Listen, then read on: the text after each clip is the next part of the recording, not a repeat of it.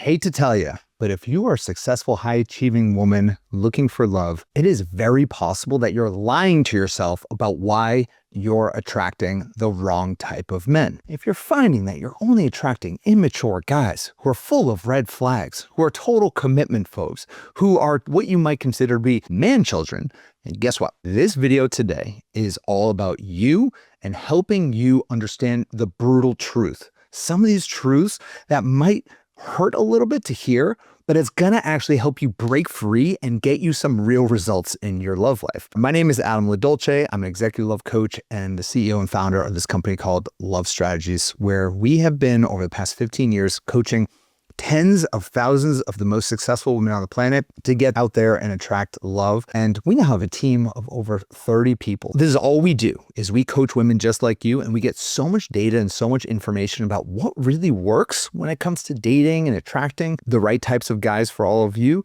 and what really doesn't work. And so I want to create this new series, which is all about authenticity. It's all about just you and I connecting, me sending a message to all of you. I'd love to hear from you in the comments if you enjoy this. And my goal of this is to just be speaking my truth to guide you in your love life, because that's really why I believe I'm here on this planet, honestly, not to get cheesy. I'm here to guide and help you. So this video in particular, is the first part of this series, comes from a very interesting moment I had about a week ago with a brand new client who just joined to start working with us. And I love our new clients. It's so fun to meet new people and to get them involved and get them started with this process. But this was a bit of a spicy conversation. I appreciate that. I'm ready to rock and roll. But she came in just guns blazing, ready to rock and roll. And I knew about her client profile because we track all of that. And she's a what I would consider to be a big wig attorney. She's a big deal, all right? And she comes in to our Zoom sessions, or to our Zoom session, and she is ready to rock. And she said, Adam, I've been single for 10 years. I don't know how it is that you're gonna help me because I'm just too successful. Like, there are no men who are actually on my level. I promise you, Adam, there are no men out there who can rise to my level.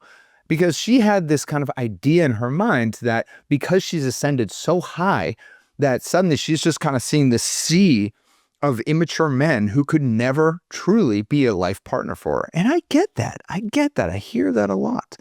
But here's the kicker. And this is what I started working with her on just as a starting point with everything we do. I want to reframe some of these beliefs because there's a well-known psychological bias known as confirmation bias. What that means is what we as humans believe to be true becomes true, because we as human beings will seek any piece of evidence that reinforces our existing belief system.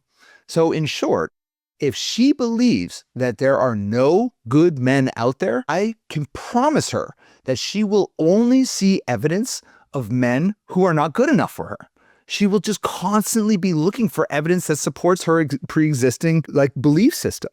And this is why it's really hard to change people's minds, right? Have you ever been in a debate with someone, let's say it's a political debate or religious debate, and they just cannot see through the fog of their beliefs? And so if you're saying to yourself, well, I don't have confirmation bias. There's no way that any of my beliefs are fogging my view of reality, then this is a really good video for you because it's going to help you break through some of those beliefs.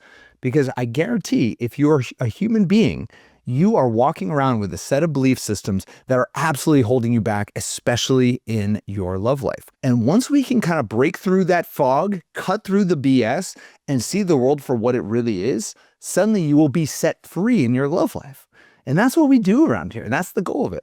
And let me tell you something. I also have confirmation bias. There's no doubt about it, 100%. But by understanding this psychological bias, I can at least admit to myself that a lot of the beliefs I have might not be true. So it allows me to at least go into the world understanding with a bit of curiosity as to where it is that I might be missing the truth and where it is that I might be telling myself a lie that's not serving myself. So I really ask all of you today to lean into some of these ideas as potential truths or just fully accept them as truths. Because again, this is based on over 15 years as an executive love coach, helping women just like you. So hopefully that gives it a little bit of credibility going into this conversation. So the first truth that I spoke to this woman about is that she has been building walls, not standards. A lot of people, when they're dating, especially women in particular, have this idea that their standards are so high that they will never, never lower their standards when it comes to love. That they're building their standards in a way that's actually building this invisible wall that's breaking them apart from men out there.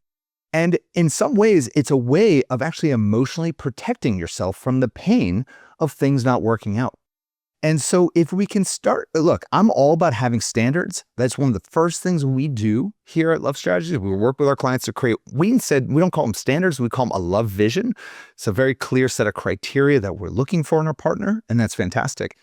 But when our standards are so specific and so high in a way that no one could ever reach them, I call those walls, not standards. And so just using a little bit of a reframe there and taking a look at, are my standards just walls that I'm using to protect myself emotionally? If so, it's time to start taking a hard look at those standards and recognize that, you know what? Maybe it's time to just have a vision for my life and be open to the possibility of different types of guys walking into my life. All right, the second truth that I think is very worth discussing, especially if you're dating in your 50s, 60s, and beyond, is that your dating pool is definitely smaller than if you're in your 20s and 30s. And that's a wonderful thing. And that's okay. So let's face it, the older you get, the pool of available men, it shrinks. There's no doubt. But let me tell you, when we are finding love a little bit later in life, our ability to be able to decipher the right types of men for us versus the wrong types of men is much, much better than when we're in our 20s and 30s. So there's actually a way of looking at this where when we're dating in this dating pool, yeah, sure, the quantity might be a bit lower for sure, but the quality of men out there actually can be much, much higher because we can very quickly cut out the wrong types of men, the men that are just there to waste time, the men who are not emotionally on the same scale as you and who aren't really looking for relationships.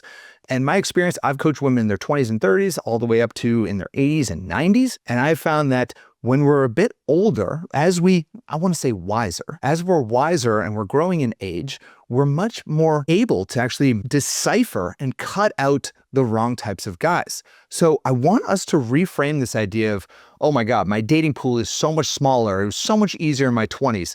It really wasn't. Now, the third truth is that the solution to your love life's challenges, it all starts with you. One thing that everyone has in common, both men and women, when it comes to their love life, is that they want to somehow, if they're heterosexual, want to blame the other gender for all of their challenges. When I worked with men, they would always want to blame women as the reason why they're still single.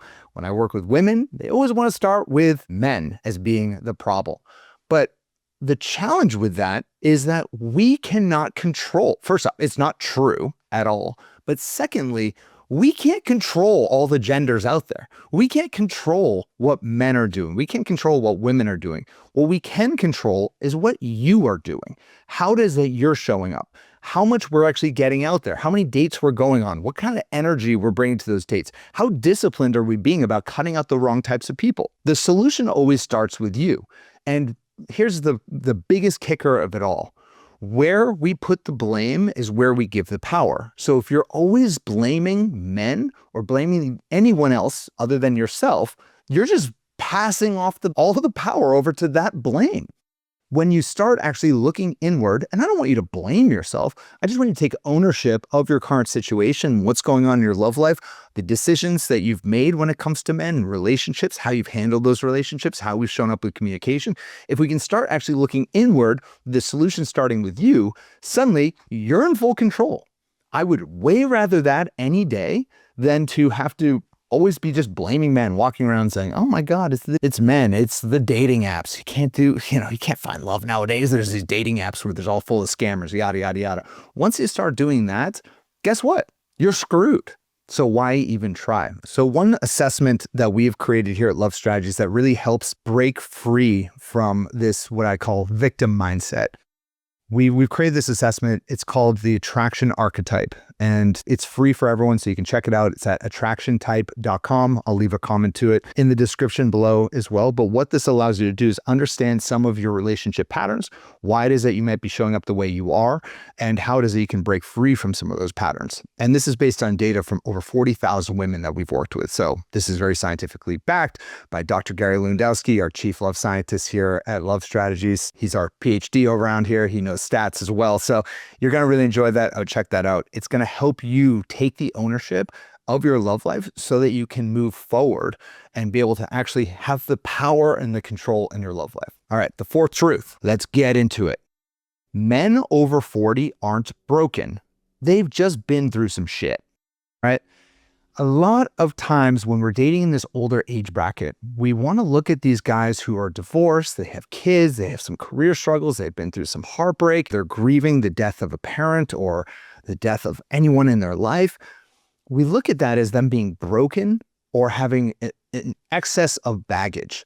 And the reality is that any person over the age of 40 and beyond has some level of baggage. We all carry just a backpack full of stones and weights with us wherever it is we go. And that's called life experience. And so if we're going out there and we're dating in this age bracket and we're just looking at every guy and say, he's broken, he's broken, he's broken, he's not right for me. No, no, no, no, no. I need the perfect man who has never been married, but also that's a red flag. Or no, I want a man who's divorced, but healthily divorced in a way that actually makes sense to me. It's not going to work. We have to just accept that these guys who are in an older age bracket, they bring some life experience with them. And that's a great thing. When you find the right type of high caliber guy, suddenly that is going to give him wisdom in his love life. It's going to give him wisdom when he's dating you and spending the rest of his life with you, rather than a guy in his 20s who has no life experience.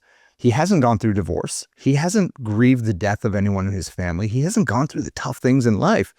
That's actually a greater risk than a guy who's been through some stuff who might have some baggage.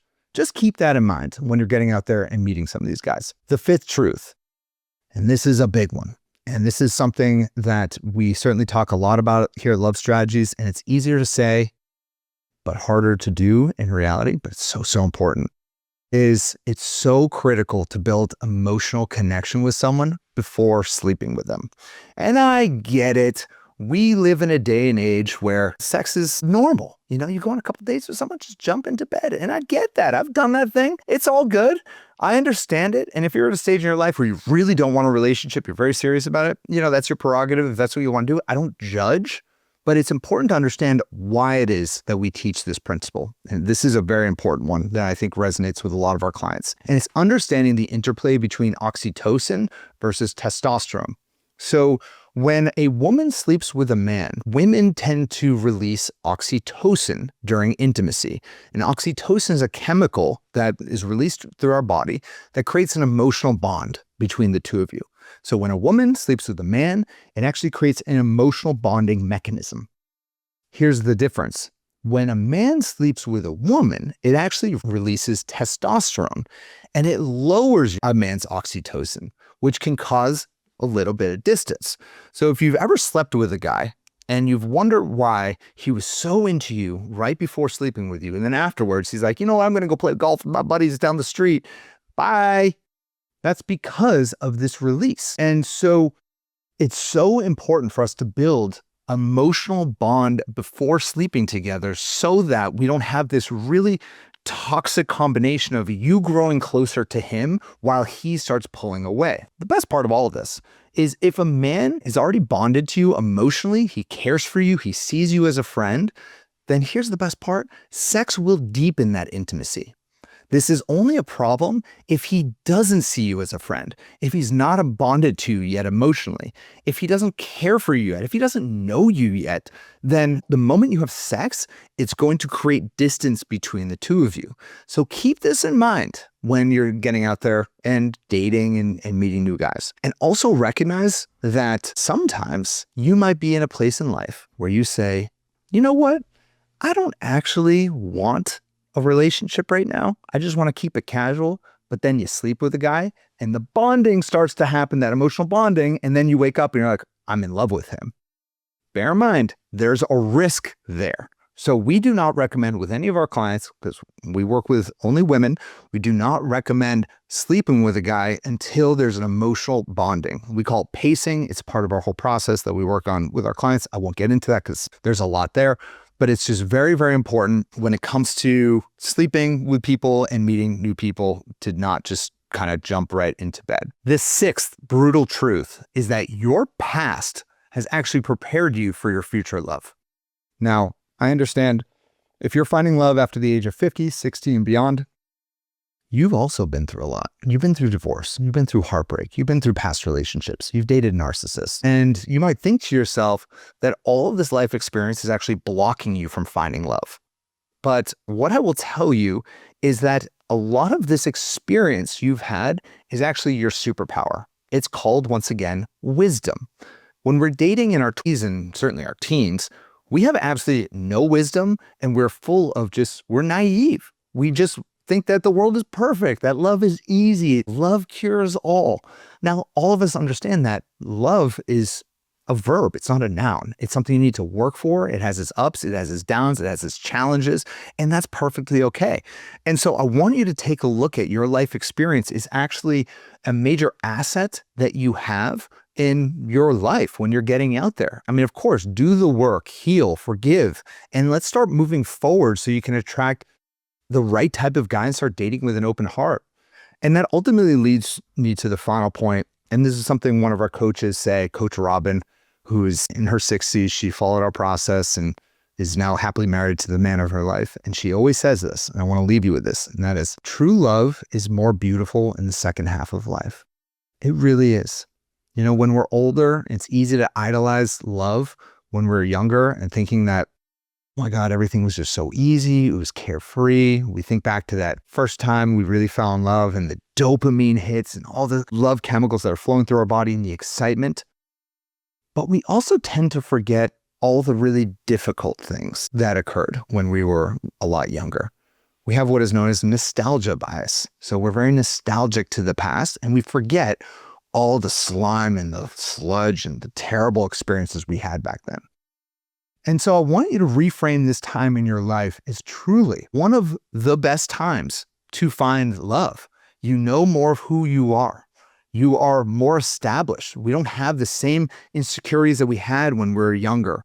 And use that as your asset because men do want a woman who is on the same emotional level as he is. And there are plenty of guys out there who are on that level. And so if you're really ready to start tackling your love life and start moving forward, not looking backward, then we're here for you. This is all we do. If you enjoyed this video, please leave a comment right there below. Let me know what you think. If you have other topics you want me to hit on, I'm happy to do that. And if you'd like a little bit of help in your love life, just head on over to loveapply.com. It's where you can apply for a love strategy session with someone on my team who's going to dive deep into your unique situation and see whether or not our coaching works for you. If it's not the right fit for you, no problem. If it is, we would love to walk with you on your journey to attracting that man and that relationship that you can really spend the rest of your life with. I'm so excited for you. Let's get it. All right. Leave that comment. I'll speak to you soon. Bye-bye.